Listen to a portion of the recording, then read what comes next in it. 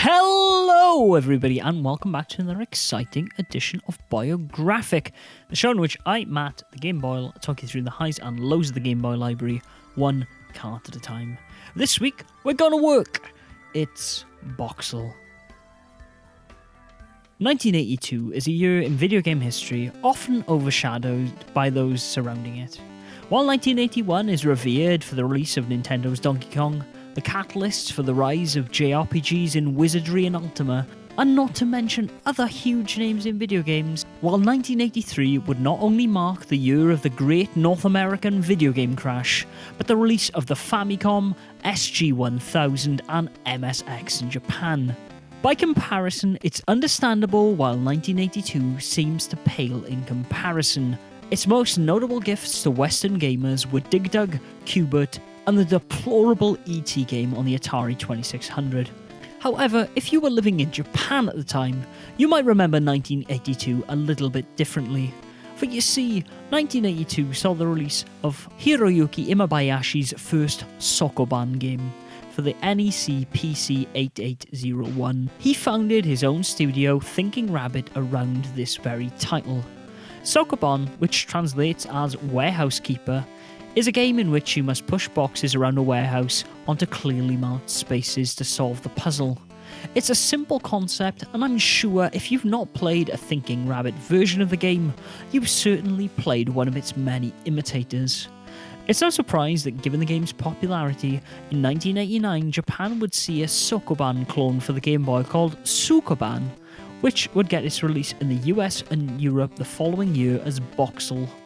While Thinking Rabbit are credited on the title card and Imabayashi with the original game's design, this title was put out by FCI and developed by Atelier Double Co. Limited. Boxxle is just as you'd expect really, a series of increasingly difficult box pushing puzzles designed to test your patience, skill and concentration.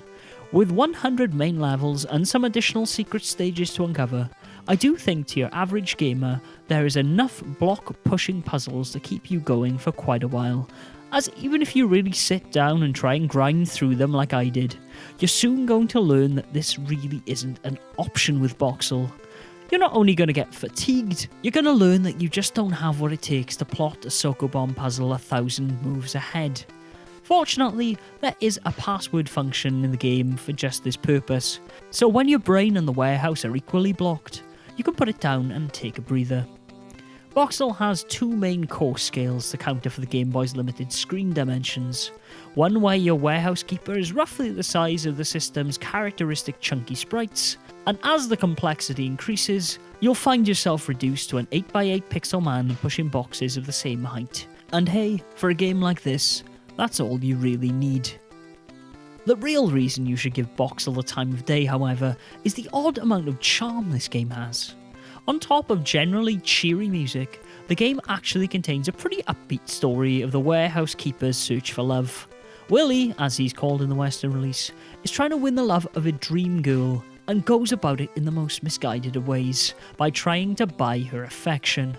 Naturally, he gets a job pushing boxes to do this, and the story of his realisation that love cannot be bought is shown in cutscenes between stages. At the end though, it turns out that she falls for him because of his effort he put in to win her love, not the gifts. Oh. I'd be lying if I said that Boxxle is a fast-paced game, however. A lot of the gameplay is trial and error, shouting obscenities as you realise you can't move the last block of 20 to the correct marker because of an oversight 100 moves back, and a lot of absently staring at the screen trying to plan the next 10 moves in your head as Willie snores away. This is the true Boxxle experience, staring into the abyss and facing your ultimate opponent, yourself. The game does allow you to push the block back one step by holding A and moving in the direction you came from, but you're mainly going to find yourself hitting start and clicking retry. Something that it has to be said works pretty seamlessly, providing that one more go feeling a game like this needs, and that would certainly break the flow of gameplay if it wasn't perfect. But you know what? Despite the constant resets, there is no greater feeling than overcoming a difficult puzzle in this game. It makes you feel like a damn genius. So what if it took you 100 tries? Pushing that last block satisfactorily into place is a damned elating experience.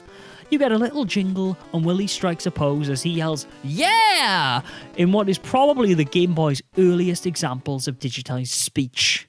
Honestly, this is the real reason to play Boxxle. That 1-second voice sample that confirms that you did it.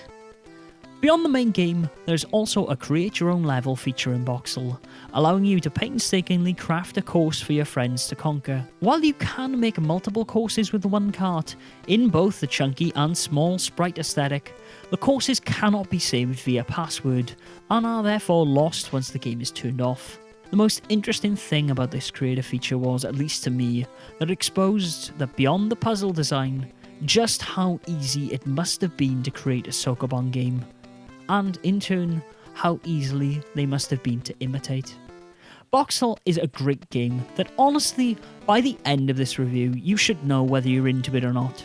It's the very definition of a block puzzle game, and while I do think it will keep you going for a long time, it won't hold your interest long enough to enjoy it if you're not feeling it from the off. I will give credit where it's due to Atelier Double, however, as despite playing several Sokobon iterations and clones over the years, it was the little dollops of charm in this game that kept me playing it. If you too want the thrill of pushing Box to learn a valuable lesson of love, be sure to add Boxxle to your Game Boy collection today. And good news, if you do end up loving it, there's also a sequel. But that, Game Boys and girls, is a story for another time. And that brings us to the end of another Boyographic, ladies and gentlemen. I hope you've enjoyed. If you have, please reach out to me on social media, leave a comment down below, and check out some more of our videos where there's more great Game Boy content. Until next week though, folks, be sure to game on.